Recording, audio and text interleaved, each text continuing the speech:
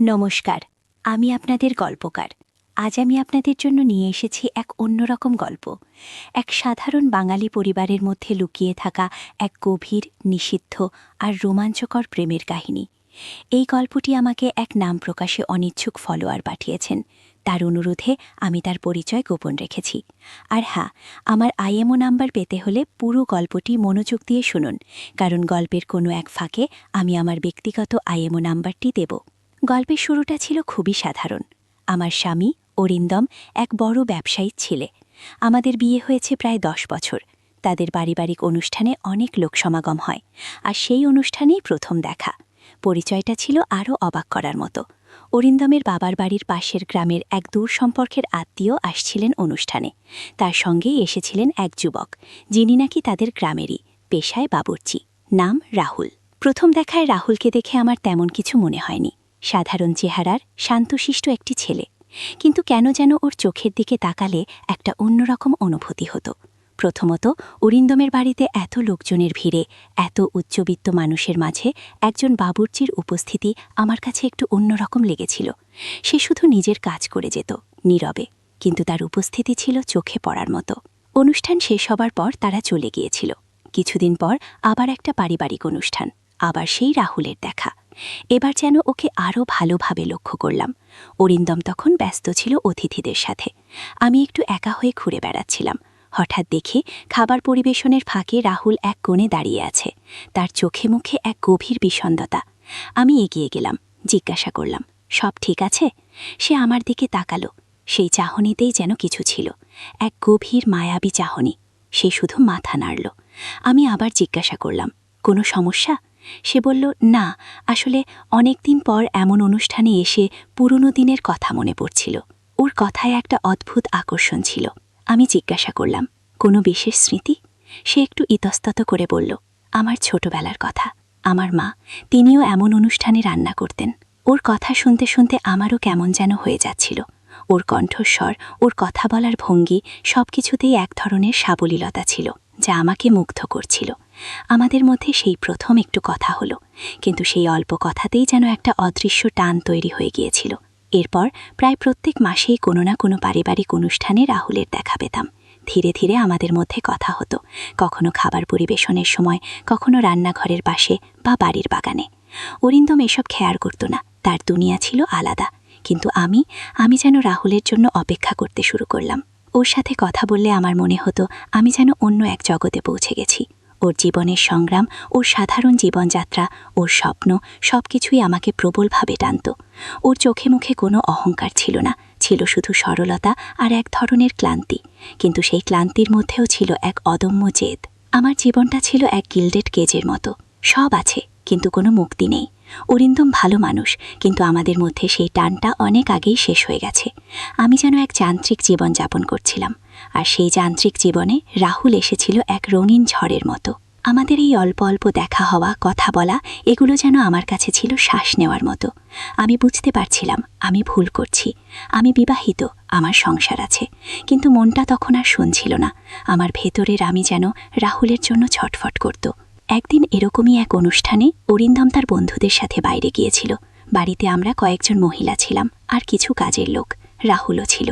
আমি তখন রান্নাঘরে কিছু জিনিসপত্র ঠিক করছিলাম। দেখি রাহুল সেখানে এসেছে। কিছু দরকার? আমি জিজ্ঞাসা করলাম। না, আসলে এই মশলাটা একটু শেষ হয়ে গেছে। আমি শুধু, ও দাঁড়ান, দেখছি। আমি তাকের দিকে তাকাতেই সে আমার খুব কাছে এসে দাঁড়ালো। ওর শরীরের উত্তাপ আমি অনুভব করতে পারছিলাম। ওর নিঃশ্বাস আমার গলার কাছে এসে লাগছিল। আমি থমকে গিয়েছিলাম, ওর চোখের দিকে তাকাতে পারছিলাম না। কিছু খুঁজছেন? ওর কণ্ঠস্বর খুব নিচু শোনালো। না, ঠিক খুঁজে পাচ্ছি না। আমার গলা শুকিয়ে কাঠ হয়ে আসছিল। হঠাৎ সে আমার হাতটা ধরল, নরম কিন্তু দৃঢ়ভাবে। আমার সারা শরীরে যেন বিদ্যুৎ বয়ে গেল। আমি চমকে ওর দিকে তাকালাম। ওর চোখে মুখে একটা তীব্র আকুলতা।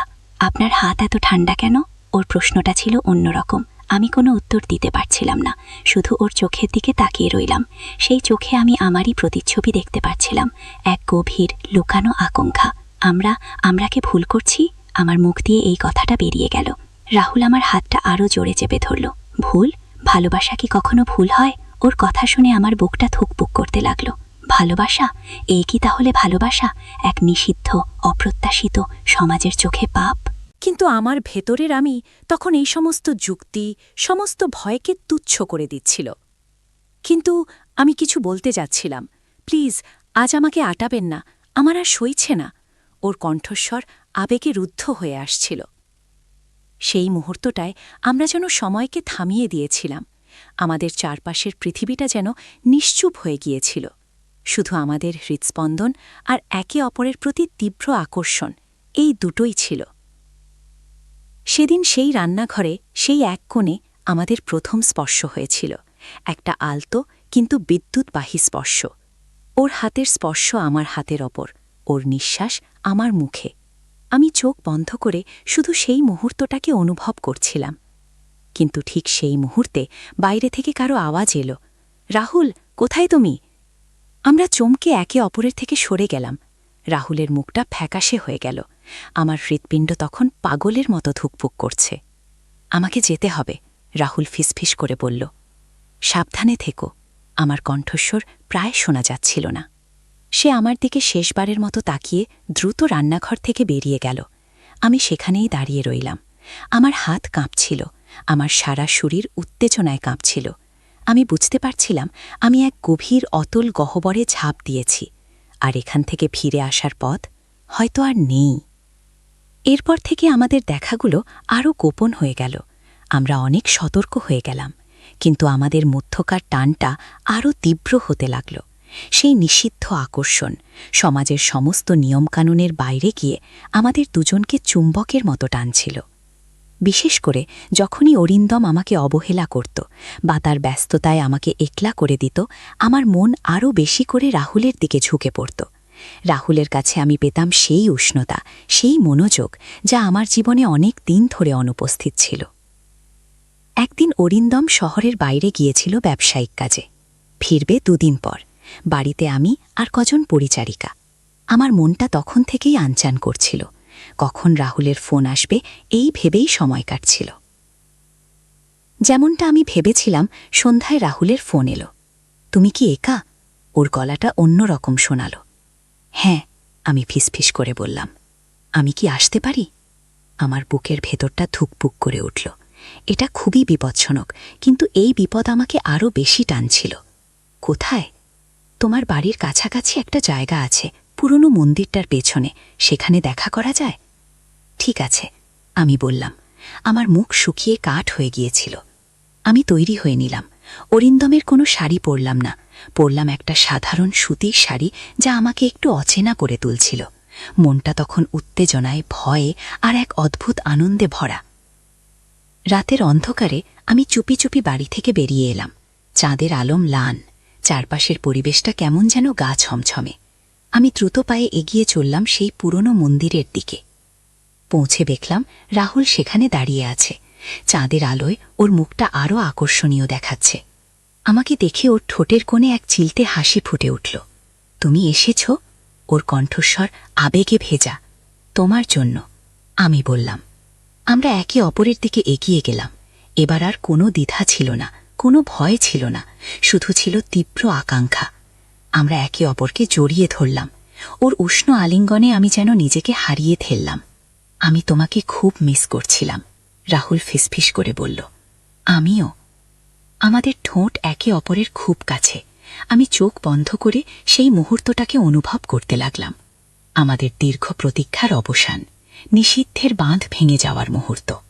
আমার মনে হচ্ছিল আমি যেন এক অন্য জগতে উড়ে যাচ্ছি, যেখানে শুধু আমি আর রাহুল, যেখানে সমাজের কোনো নিয়ম নেই, কোনো ভয় নেই, শুধু আছে আমাদের গভীর প্রেম, আমাদের তীব্র আকর্ষণ।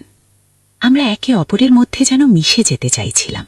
সেই রাতের আবছা আলোয় পুরনো মন্দিরের পেছনে আমাদের গোপন অভিসার এক অন্য মাত্রা পেল। ওর প্রতিটি স্পর্শ, ওর প্রতিটি নিঃশ্বাস যেন আমার শরীরে আগুন জ্বালিয়ে দিচ্ছিল।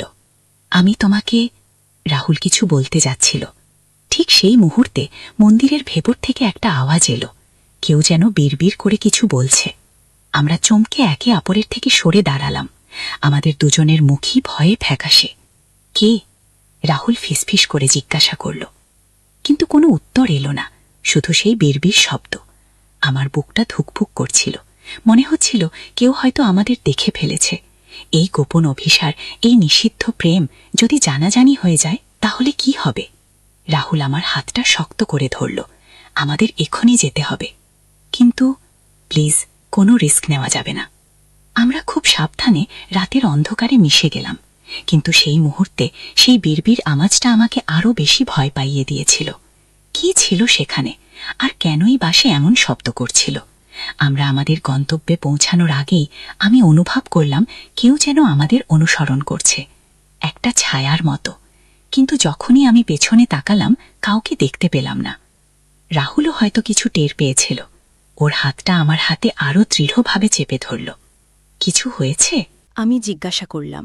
না, তেমন কিছু নয়, হয়তো মনের ভুল।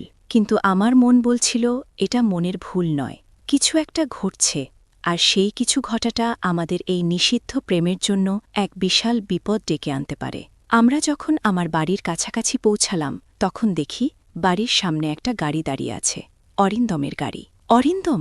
আমি প্রায় চিৎকার করে উঠলাম। রাহুলের মুখটা ভয়ে সাদা হয়ে গেল। আমি এক্ষুনি যাব, কিন্তু আমি কিছু বলতে পারলাম না। সাবধানে থেকো, এই বলে রাহুল অন্ধকারে মিলিয়ে গেল। আমি কোনো মতে নিজেকে সামলে বাড়ির ভেতরে ঢুকলাম। অরিন্দম তখন বারান্দায় দাঁড়িয়েছিল, ওর পকেট থেকে চাবি বের করছিল। কোথায় ছিলে? ওর কণ্ঠে কোনো প্রশ্ন ছিল না, ছিল শুধু এক চাপা বিরক্তি। একটু হেঁটে আসছিলাম, আমি তোতলাতে তোতলাতে বললাম। এত রাতে? হ্যাঁ, আসলে ঘুম আসছিল না। অরিন্দম আমার দিকে তাকিয়ে রইল, ওর চোখে মুখে এক ধরনের সন্দেহ, কিন্তু কিছু বলল না। আমি ঘরে ঢুকলাম, কিন্তু আমার মন তখন শুধু রাহুলের কাছে। সেই রাতের ঘটনা, সেই বিড়বিড় আওয়াজ, আর সেই অনুসরণকারী ছায়া, সবকিছু আমাকে এক অজানা আশঙ্কায় ভরিয়ে দিচ্ছিল। আমি জানি না এই নিষিদ্ধ প্রেমের শেষ কোথায়। আমি জানি না এই অন্ধকার থেকে আমরা বেরিয়ে আসতে পারব কিনা, কিন্তু একটা কথা আমি জানি, আমার ভেতরের আমি রাহুলের জন্য ছটফট করছে। আর এই টান, এই আকর্ষণ, এই মুহূর্তে একে অস্বীকার করার শক্তি আমার নেই। গল্পটা এখানেই শেষ করছি না, কারণ এই অধ্যায়ের শেষ কোথায় তা আমি নিজেও জানি না। কিন্তু আমি কথা দিচ্ছি, খুব তাড়াতাড়ি দ্বিতীয় পর্ব নিয়ে আসব। ততদিন পর্যন্ত আপনারা আমার কথাগুলো মনে রাখবেন। আর হ্যাঁ, আমার IMO নাম্বার পেতে হলে কমেন্ট সেকশনে জানান, আমি আপনাদের অপেক্ষার উত্তর দেব।